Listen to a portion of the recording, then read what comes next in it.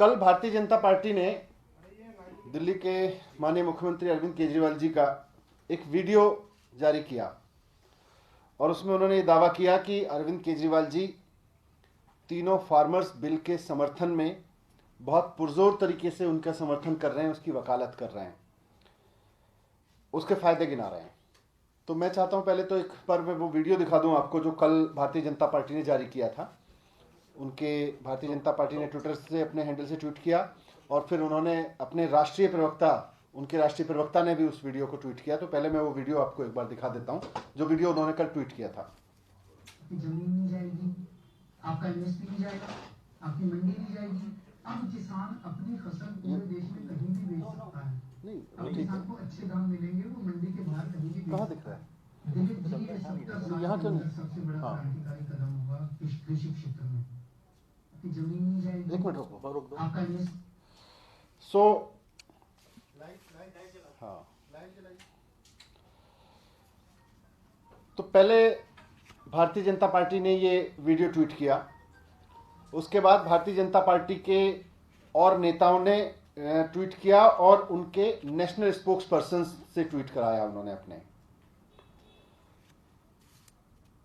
दरअसल ये वीडियो जो है वो अरविंद केजरीवाल जी के एक टीवी इंटरव्यू का एडिटेड डॉक्टर्ड वर्जन है, जिसमें कहीं कहीं से शब्द उठा के, कहीं कहीं से कुछ कुछ लाइन उठा के, उसको जोड़ तोड़ के भारतीय जनता पार्टी ने एक फर्जी स्टोरी क्रिएट करने की कोशिश की है।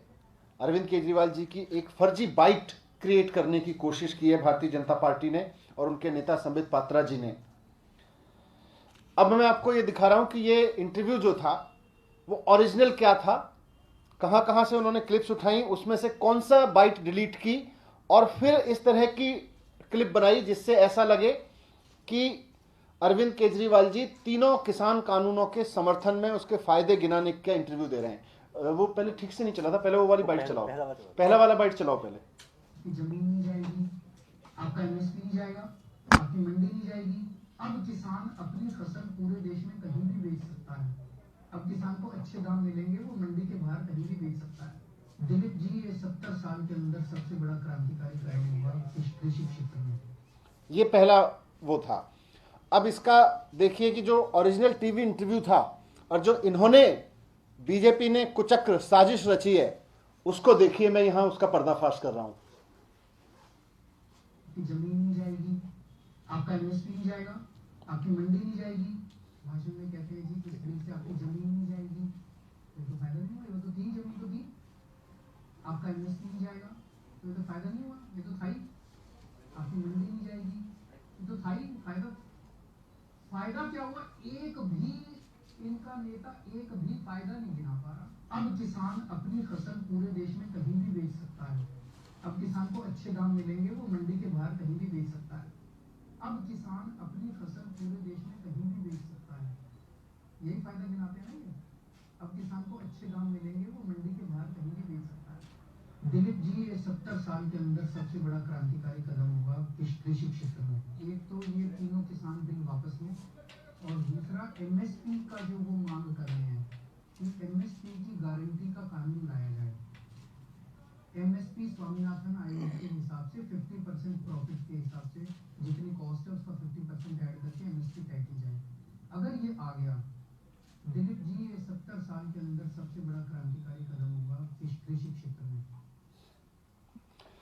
तो किस तरह से जानबूझ के उसमें से लाइनें एडिट करके, डिलीट करके, शब्दों को जोड़ तोड़ के पूरा doctored video Bharatiya Janata party ने अपने हैंडल से और फिर अपने नेशनल प्रवक्ता, राष्ट्रीय प्रवक्ता के हैंडल से ट्वीट किया, यह दिखाने की कोशिश करते हुए कि देखिए अरविंद केजरीवाल जी किस तरह से किसानों के समर्थन में, किसान बिलों के समर्थन में इंटरव्यू दे रहे हैं।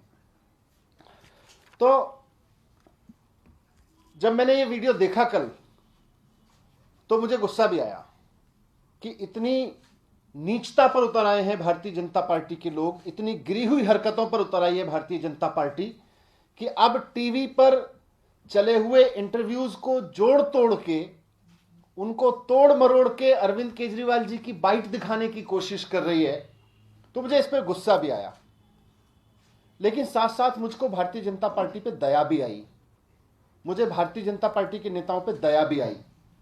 दया इसलिए आई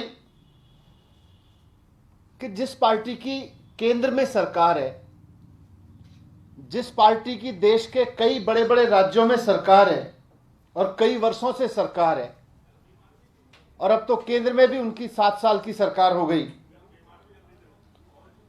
जिसके नेता, जिस भारतीय जनता पार्टी के नेता प्रधानमंत्री नरेंद्र मोदी जी हैं, वो पार्टी इतनी बेचारी हो गई कि उसको अपने कृषि कानूनों की विश्वसनीयता कायम करने के लिए अरविंद केजरीवाल जी की बाइट को तोड़ मरोड़ के चलाने की जरूरत पड़ गई। आज भारतीय जनता पार्टी विश्वसनीयता के भरोसे के इस संकट तक गिर गई कि उन्हें अपनी सरकार के कृषि कानूनों की विश्वसनीयता लाने के लिए अरविंद केजरीवाल जी की टूटी फूटी डॉक्टर बाइट का सहारा लेना पड़ रहा है। मुझे इस बात पे दया आई। यह बात आज सही है कि भारतीय जनता पार्टी के नेता उनके सत्ता में होने के बावजूद, केंद्र में सत्ता में होने के बावजूद और उनके राज्यों में सत्ता होने के बावजूद आज बेचारे महसूस कर रहे हैं, आज असहाय महसूस कर रहे हैं, क्योंकि उनकी जनता में जो स्थिति हो गई है, आज हालात ये है कि भारतीय जनता पार्टी के नेताओं पे जनता भरोसा नहीं कर रही है, भारतीय जनता पार्टी के मुख्यमंत्रियों पे जनता भरोसा नहीं कर रही है। प्रधानमंत्री नरेंद्र मोदी जी बार बार किसान के लिए हित में है, ये कृषि कानून किसानों का बहुत फायदा पहुंचाएंगे, ये देश के बहुत हित में है। पिछले 1 महीने में कई बार प्रधानमंत्री जी फायदे गिना चुके हैं, लेकिन जनता मानने को तैयार नहीं है। देश का किसान मानने को तैयार नहीं है कि देश के प्रधानमंत्री ने हमारे हित में कोई काम किया है।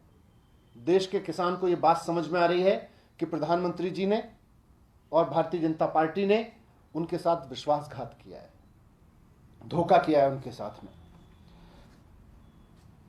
अब पिछले कुछ दिनों की घटनाओं को देखें तो भारतीय जनता पार्टी ये समझा तो पाई नहीं है देश भर में किसानों को, या प्रधानमंत्री जी बार बार बयान देके भी ये समझा तो पाए नहीं है किसानों को कि इन किसानों कृषि कानूनों से किसानों का कोई हित होने वाला है, या देश की इकोनॉमी में या देश के लिए कोई हित होने वाला है। तो पहले भारतीय जनता पार्टी ने साजिश रची कि किसानों को गद्दार घोषित करो। उन्होंने पूरी जी जान लगाई कि किसी तरह से किसानों को गद्दार घोषित कर दिया जाए। कहीं उनको खालिस्तानी कहा गया, कहीं सरदारों को गद्दार कहा गया, लेकिन जनता ने उनकी बात नहीं मानी। फिर 26 जनवरी की साजिश रची गई भारतीय जनता पार्टी के द्वारा। लाल किले पे हमला कराया गया भारतीय जनता पार्टी के द्वारा, तिरंगे का अपमान कराया गया भारतीय जनता पार्टी के द्वारा। 26 जनवरी को गणतंत्र दिवस की गरिमा को ठेस लगाई गई भारतीय जनता पार्टी के द्वारा। 26 जनवरी को इन्होंने उस सबको किसानों के सर पे डालने की कोशिश की, लेकिन जनता ने वो भी बात नहीं मानी। इनकी जनता ने बिल्कुल नहीं माना इस बात को। इसकी भी क्योंकि इनके जिन लोगों ने लाल किले पे हमला किया, जिन लोगों ने तिरंगे का अपमान किया, वो सब एक्सपोज हो गए, वो सब खुल के आ गया। जनता ने खोल दिया कि देखो जी, ये तो तुम्हारे नेता है, ये तो भारतीय जनता पार्टी का नेता है, ये तो भारतीय जनता पार्टी के नेताओं की बगल में बैठा रहता है, इस आदमी की तो प्रधानमंत्री तक एक्सेस है, इस आदमी तो भारतीय जनता पार्टी के नेताओं की इतनी प्यार मोहब्बत उमड़ती रहती है इन लोगों पे। सारा जनता ने एक्सपोज कर दिया। जनता इसकी बात को नहीं मानी। ये कहते रह गए कि किसान गद्दार है, ये कहते रह गए कि बॉर्डर पे बैठा हुआ जो किसान है वो देश के खिलाफ है, लेकिन देश की जनता ने मानी नहीं भारतीय जनता पार्टी की और प्रधानमंत्री जी की बात। इन्होंने गाजीपुर बॉर्डर पर बैठे पश्चिमी उत्तर प्रदेश के नेताओं के ऊपर, किसानों के ऊपर हमले करवाए।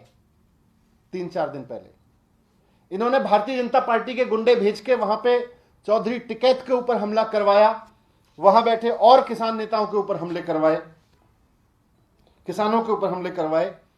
जनता ने इसको भी समझ लिया।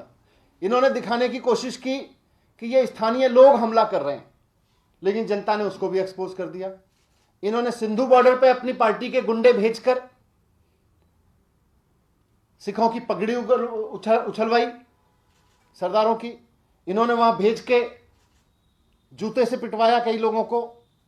हमने उसके विभत्स वीडियो देखे हैं, किस तरह से बदतमीजी की इन्होंने वहां पे अपने गुंडा से, किस तरह से करवाई, और यह दिखाने की कोशिश की कि ये तो स्थानीय लोग लड़ रहे हैं इनसे, लेकिन जनता ने इनकी वहां भी बात नहीं मानी। जनता जानती है कि ये स्थानीय लोग नहीं थे, बीजेपी के भेजे हुए गुंडे थे। तो कुल मिलाके भारतीय जनता पार्टी की सारी साजिशें नाकाम हो गई किसानों के खिलाफ, किसानों को डिस्क्रेडिट करने की, किसानों को बर्बाद करने की। आज जनता उनकी किसी भी साजिश को सच नहीं मान रही है, उसको साजिश को पर्दाफाश कर दे रही है। किसी भी साजिश पे उनको यकीन नहीं आ रहा है। इनके सारे हथकंडे फेल हो गए।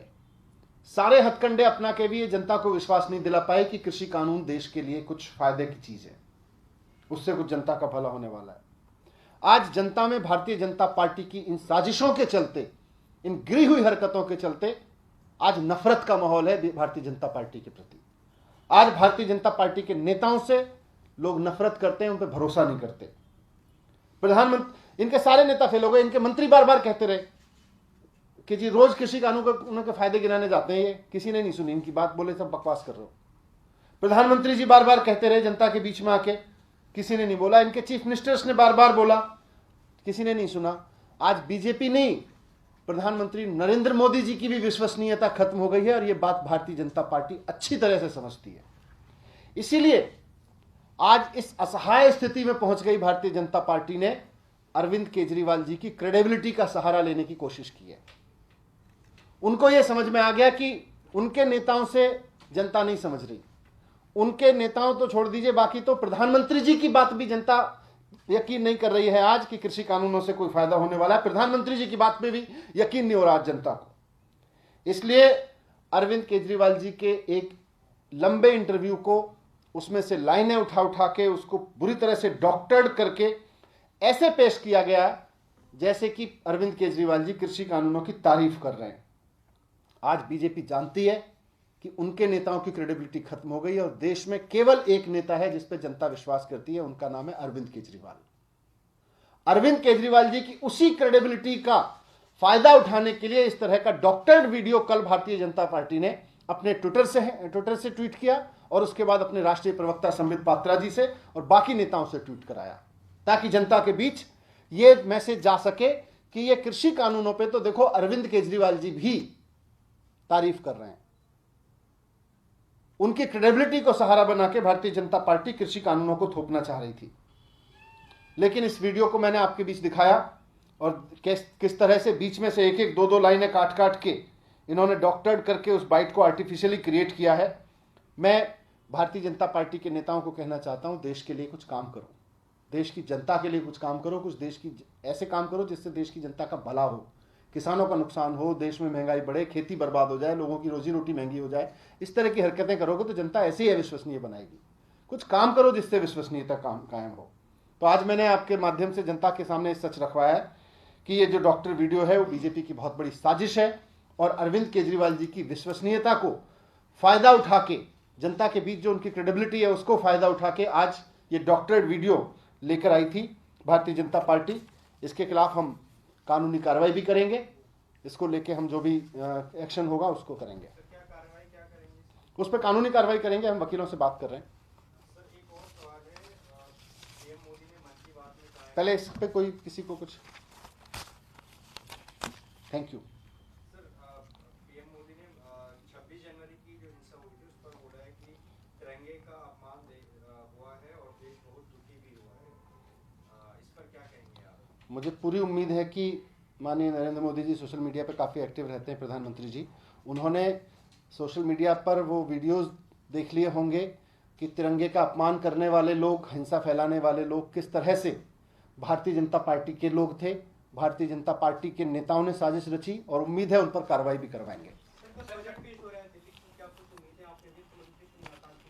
वो मैं पहले कह चुका हूँ उसमें। किसानों को लेकर ये भी कहा जा रहा है कि दरवाजे खुले हैं बातचीत को लेकर, और उसके बाद इस तरह की चीजें की जा रही हैं। आप क्या लगता है कि सरकार दो तरफा डील कर रही है? किसानों को लेके तो इसीलिए ना, अब वो अरविंद केजरीवाल जी की क्रेडिबिलिटी लेके देश के किसानों को ये समझाना चाह रहे हैं कि देखो जी, इतना क्रेडिबल नेता भी ये बात कह रहा है कि कृषि कानून देश के फायदे में है, इसीलिए वो डॉक्टर वीडियो जारी कर रहे हैं। भारतीय जनता पार्टी बिल्कुल यकीन खो चुकी है किसानों का।